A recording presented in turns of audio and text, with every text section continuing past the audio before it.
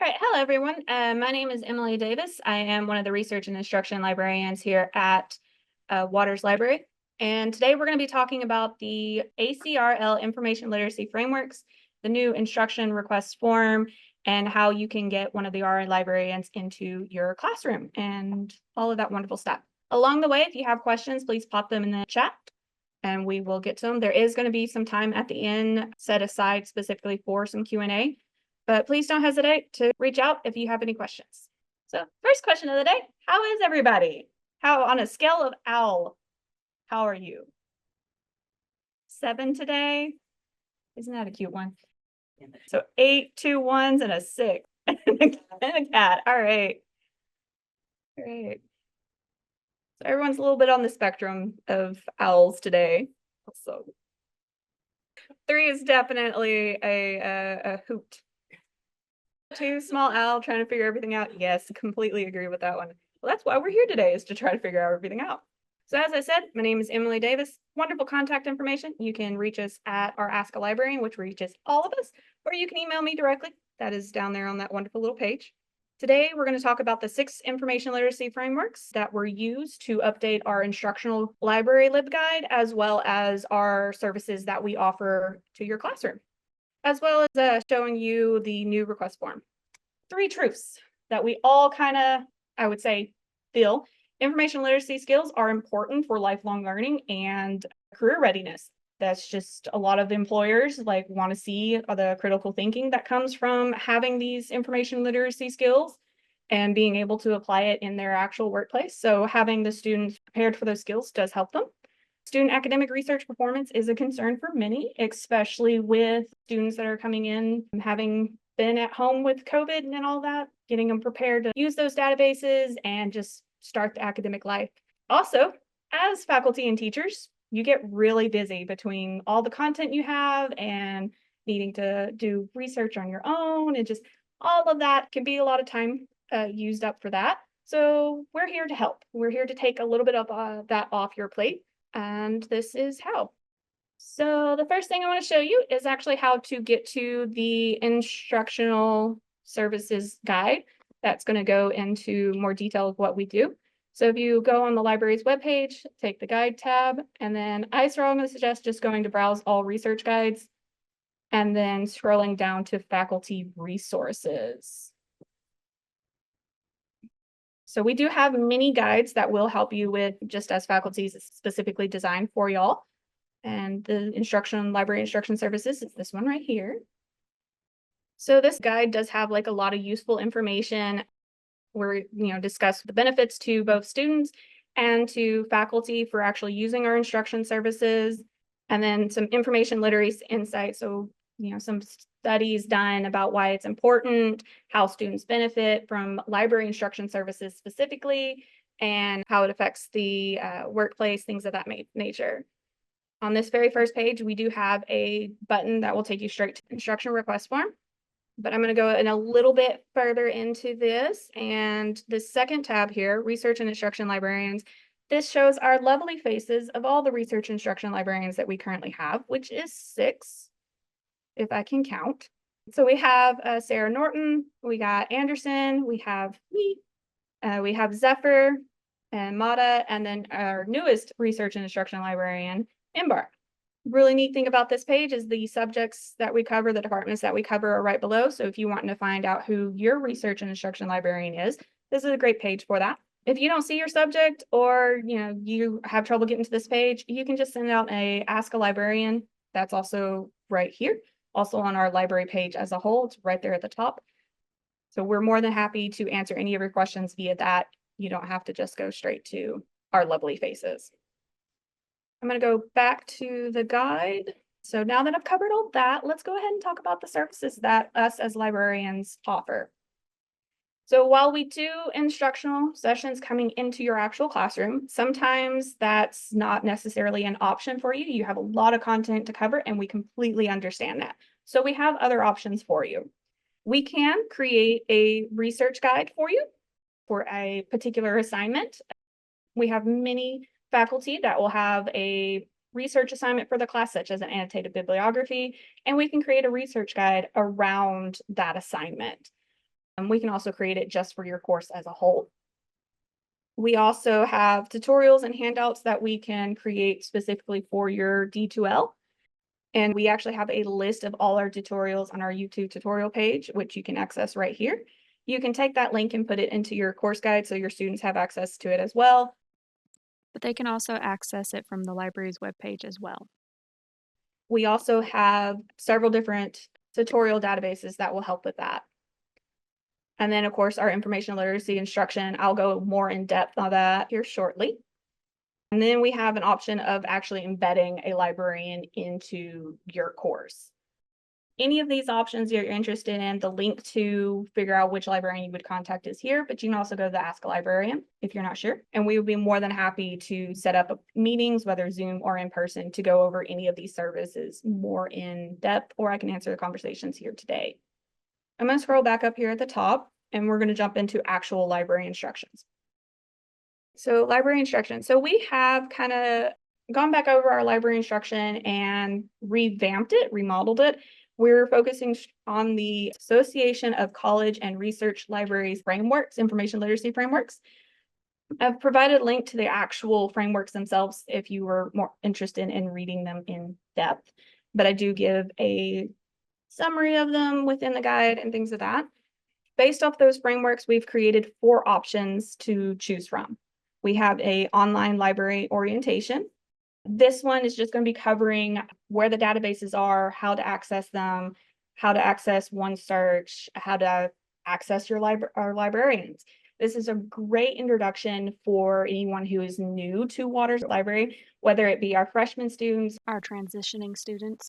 this is a great option for them. I've highlighted which frameworks we usually cover with this one. It's going to be the information creation as process, research as inquiry, and searching as strategic exploration.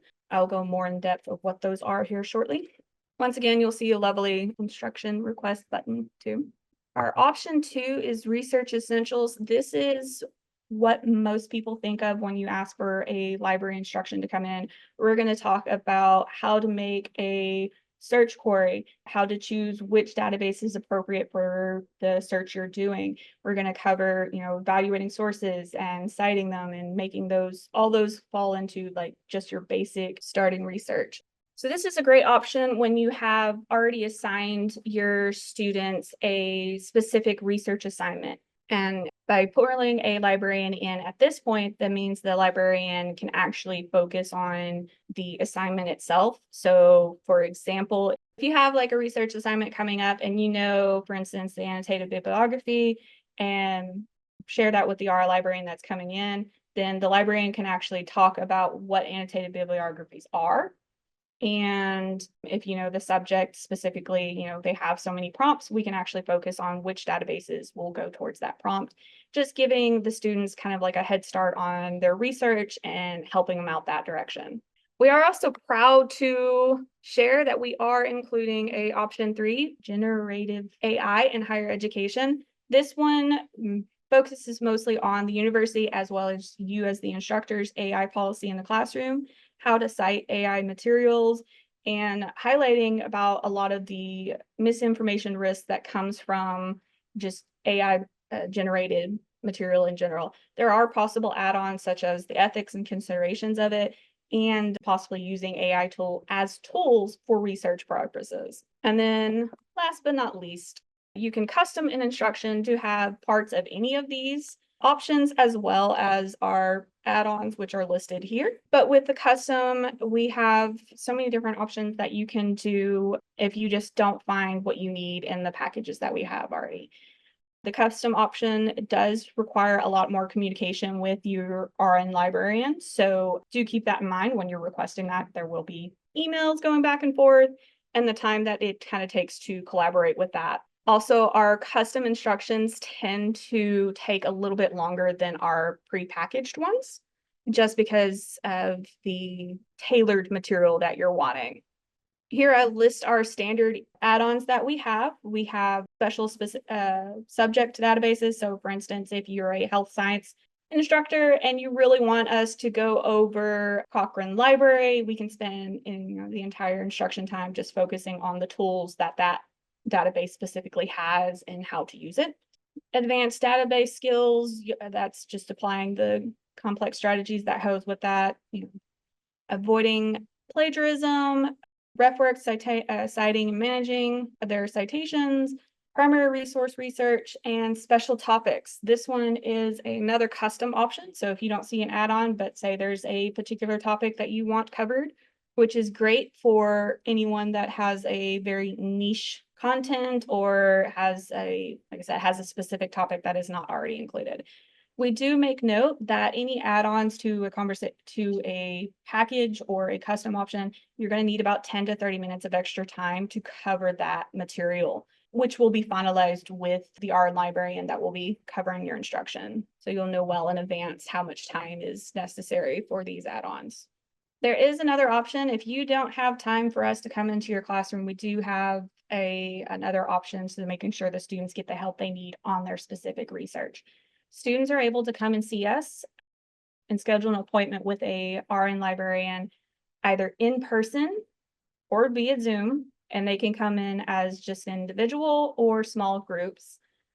Small groups ranging from about 4 to 6 people per group and just about that. We do ask that if you are sending your students to us, you are, requiring it for an assignment or, you're stressing for them to actually come to us, which we love. We love when y'all do that.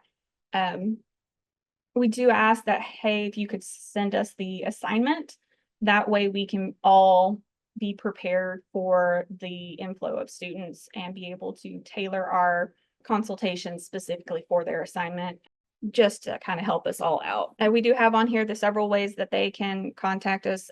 The easiest one is the library's webpage, the Ask a Librarian, the easiest way for students to contact us. I do want to cover the frameworks a little bit because during the custom instruction, when you request that, we do ask that you choose which frameworks you want us to focus on. So I do have a tab here that goes over the frameworks and kind of gives you like the core skills that are involved in it. So for authority is constructed and contextual. This covers the credibility of information, and that depends on the context and the expertise of the creator. It teaches students to evaluate sources based on who created them and the purpose of that information so that the students can understand that authority can vary by discipline. It can vary by who the audience is, what's the purpose of that information, and it can change whether or not it's authority and its credibility. Next is information creation as a process. This is that information is created through a process that affects the format as well as the usability of the information. It helps students to understand that different types of information, such as journal articles, blogs, data sets, just general websites, newspapers, have different purposes and are produced in various ways. And this can influence how they're used and how to properly cite them. The third framework is going to be information has value. This one brings in like how valuable information is and that it comes with ethical and legal considerations. It discusses the importance of proper citation, the implications of intellectual property, and make sure students understand that the value of original research and respect for copyright. And the next one is research as inquiry. Research is a process that involves asking questions and seeking answers. This encourages students to view the research as a process of exploration and refinement rather than just a one-time search for a single answer. Emphasizes the importance of revising and refining any research questions. So scholarship as conversation. The academic work is a part of an ongoing dialogue within disciplines, whether that be just one discipline or multiple disciplines, cross-discipline. This concept encourages students to see that their research is contributing to a broader academic conversation. It kind of gives them a ownership of it and seeing that, yeah, maybe this is just for a freshman course, but it's a part of the whole system. It's a part of being just their little piece of the pie is a part of the bigger thing. It also encourages them to engage in existing research and understand how their work fits into the larger scholarly discussions, which is great further down the line if they choose to continue their career and maybe become published authors in their own way. And then last but not least is searching as a strategic exploration.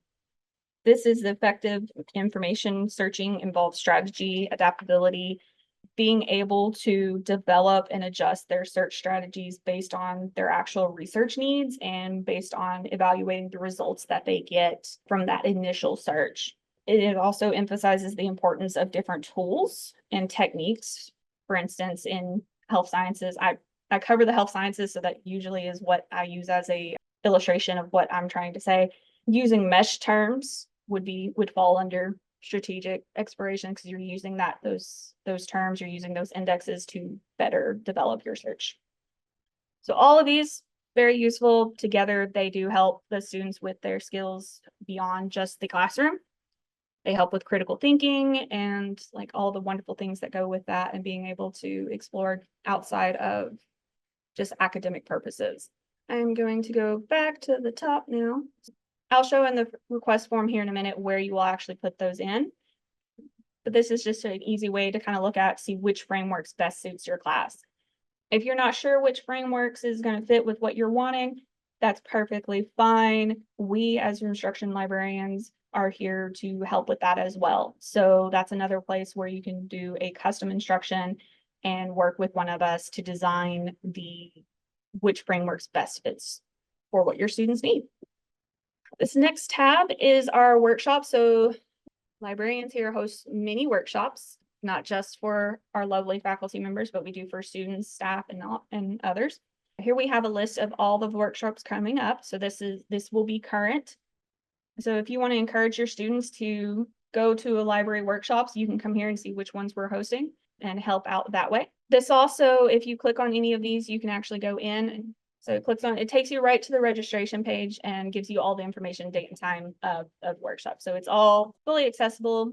And hey, if you have a suggestion for a research skill workshop that you think would benefit our students, faculty, whoever, or maybe you have a tutorial topic that does with information literacy or our databases, whatever that. So reach out to us with those ideas. We love ideas. Please reach out to us. Give us all the ideas. Can't guarantee you we'll have time or we'll get it done immediately, but we'll definitely put it on the docket. So just reach out, ask a librarian. We'd love to hear from you. And then also our library, all of our tutorials, including our workshops, are, as long as we don't have technical difficulties, are recorded and put on our YouTube channel. So there's a link of that right here as well. So these will be all right here, so the students can come back to it, faculty can come back, staff can come back to it. So even if you miss a workshop, or maybe, hey, there was something really, really wanted to see or something you didn't remember exactly how to do, we have it all recorded right here for you, so you can get back to it. So there's a couple of ways to get to this instruction request form. The first way is going to be, if you go into our wonderful guide, we actually have a tab here. And then on the various pages, you'll also see the button that I have pointed out. So click that tab, it takes you straight into the instruction request form. But let's say that you don't have the immediate link to the library instruction services guide. That's perfectly fine. If you come from the library's homepage, and you can go up to research help and faculty support, and then you will scroll down instruction services, and then right here, this instruction request form takes you to the same place. Now, filling out the form, you'll see this wonderful little required thing. So we'll want your name, your email, so that we can respond to you. We do ask that you give us the college that you're from and course number. This just kind of helps us with stats and kind of know what to be prepared for. The next thing is we do ask how many students are currently enrolled in that class. This just gives us a heads up of, how many people are we looking at, because the needs for a class of 5 very different from a class of 150. This also kind of gives us prepared for like how many questions and interactions are, may be expected. Time allocated for the instruction. We do have whole class, and we do encourage the whole class, but we understand that you have a lot of content to cover and you may not be able to dedicate that amount of time to us. So we do have another option. You put it there in minutes, whether it be 10, 15, 30, and then modality. So this one we do ask to know, because, if you're wanting us to meet in Zoom, which we're more than happy to do, or in person, And this is another one where if you happen to be on like our Dallas campus, this is, something that we would definitely need to know. Or if you're at at our main campus in Commerce, see, and for our in-person, yeah, so that's where it tell us like the room number, Dallas campus, this room, we'll go for it, Commerce campus, business building, 343. That just lets us know where we're going at and saves a little time of emailing back and forth on that. And then we go into actually what's the content going to be about. So if you have a research already prepared for them, great. We'd love to know it. If you haven't given them the research assignment or you're not going to give it to them until after them meeting us, that's perfectly fine. You can leave that blank. We then have our instruction options. So once again, you have the online library orientation. This is just that introduction to the online library, how to access it, main points there. Great for those who are new to Waters Library. Then you have the research essentials, great to be paired with an actual assignment, not required. Generative AI in higher education, and then custom instructions. And then we have here the questions, which of the frameworks do you want us to kind of focus on? This includes so even if you chose online library, we still want you to kind of choose which framework to do. You can choose just one, or you can choose however many you want to cover. We do ask that you limit one frame per about 10 minutes of instruction time. This just gives us the ability to know where we're focusing at and make it the most effective for the students. When you're in this and you're needing to kind of know which frameworks and this little button will take you back to the page that has the descriptions and as well as the core skills that we showed earlier, so that you have that to refer while trying to choose that option. If you're not sure, go ahead and choose the one that you think, and then when you're discussing this with the librarian who will be coming to your class, we can actually focus more on to which one would be better fitting. So don't feel that you have to be locked in. Oh, I have to have authority and construct. That's the only one that we can do. No, we're more than happy to change that to suit the needs of your students. If you have any add-ons or custom materials or custom content, that will be here. So this could be, you want us to discuss avoiding plagiarism, or you want us to discuss a citation method tools. So for instance, if you want us to discuss tools for APA citing, we have RefWorks, we have the LibGuide, we have OWL Purdue, things of that nature. We can cover those various tools and kind of focus and highlight on those as needed. Once again, I stress this, if you do add add-ons to your instruction, it is going to require time to cover those. And then choosing your first time and date and your second time and date. If you want us to come back multiple times, say you want us to cover multiple different topics, or you want us to do a follow-up with an assignment just to kind of help the students along, we're more than happy to do that. We're more than happy to, come to your class 3 or 4 times. Whatever you feel like you need for your students to get the most out of their academic experience, we're here for that.